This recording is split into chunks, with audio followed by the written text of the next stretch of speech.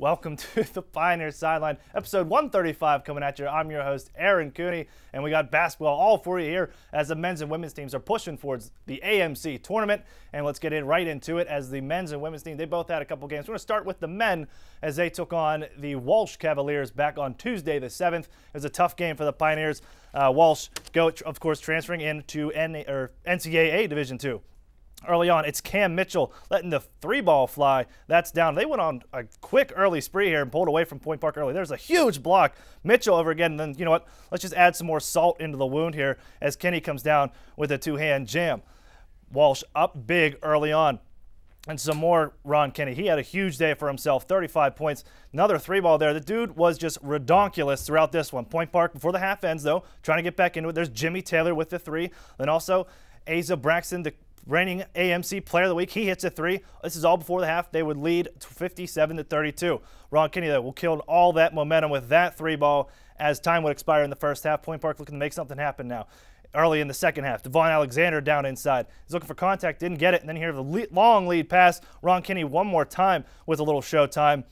And then also later in that second half, DuPont with the three. And now, things are just getting out of hand. And watch this play here. In the words of Sly Stone, boom, laka, boom. That's how this one would end. Point Park loses 115-78 against Walsh. Walsh, of course, moving on. Those standings or those games will not really count towards your record in the AMC standings, but tough loss for Point Park as they're looking to gain some momentum. I'm going to go ahead and bring in our men's basketball analyst, Kevin Calhoun. And Kevin, you really just ran into a much better Walsh squad and really ran into Ron Kenny. Yeah, I think it became clear in this game and really all year long, Aaron, why this team is going NCAA Division II. They are a very talented basketball team, and they've been doing this to Point Park for years. This isn't one of the games that Point Park went into expecting to get a win, but you do want to play well. You do want to work on some of the things in your game that you've been struggling with, and I think the Pioneers did that to a degree. And it tried to build a little bit of momentum towards the end of that second half to get into the next game because they would go on and to have doubleheader there on Saturday and Sunday, have two games. Of course, Saturday, the first game, they're taking on Roberts Wesleyan College. We were there. It was senior night for Point Park. And, they would get the win. It was, a big win for them, monumental, and also had some meaning towards the standings there. As you see, Point Park wins 94-85. Hetherington, 36 points. Also, Asa Braxton chipping in 20. Point Park now 12-10 overall. Yeah, this was an unbelievable game in many ways for the Pioneers. Number one, they solidified themselves as a top 3 seed in the AMC tournament here coming up next week. On top of that, what TJ Hetherington was able to do, Aaron, was unbelievable. 5 points at the half, ended the game, as you said, with 36. He had 31 points in the second half, including 21 of 21 from the free throw line. We've said it 1,000 times if we haven't said it 1,001. When TJ Hetherington goes, the Pioneers go. That's 21 free throws going, 21 for point. That actually tied his record earlier in the year. That's a Point Park school record for 21 free throws in a game. And yet, down the stretch, you said 5 points. And as TJ goes, this team will go. And it would definitely be going on Sunday, too, after the game against Roberts Wesleyan. Another AMC matchup with visiting Fisher coming into town on Sunday, coming in from Boston, making the trip down. Not having the best of years in their first season in the AMC, but they would be a tough challenge. Looking to play spoiler, maybe, against the Pioneers. Inside Dennis Norfold with the two early on, or Fisher, rather, getting things off early. And then some more as Anglin goes into, or going inside, that's Womack going in. Anglin going up, denied with the big right hand. Point Park now looking to get some offense. So you see throwing down the dunk goes down, or Dante Anglin rather. But Fisher back and forth this game would go. And Norfolk, look at the nice move. Fake the inside spin, go to onto the block, goes up with two. And then, what can you say about Asa Braxton? Just the past 3 weeks from him, just been money. There's a three ball from him. And then walk just one, he has been money, but also Point Park taking advantage.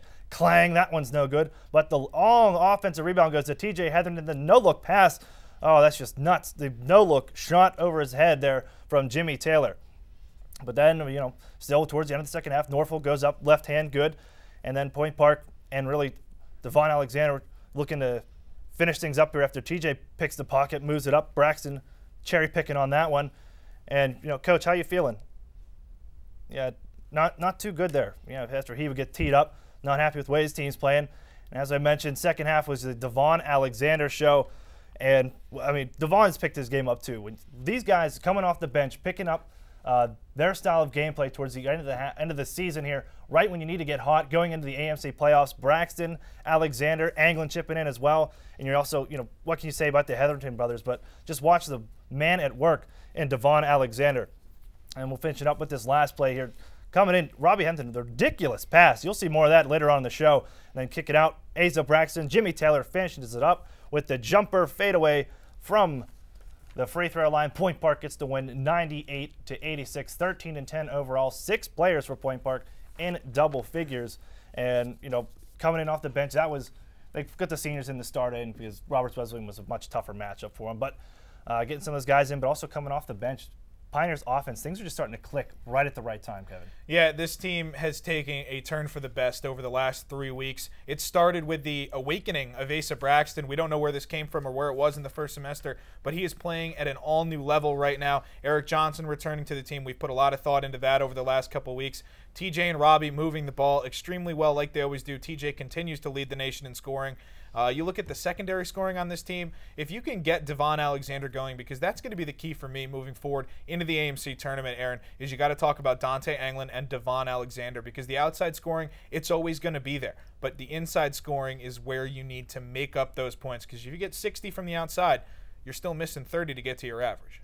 We'll see how Point Park prefer. We will bring you back in, Kevin, for our news segment, Pioneer Playbook. You'll see that just coming up after the next 2 breaks. We're going to step away for a quick commercial break. Bring in Matt Desmond, talk a little women's basketball just after this break.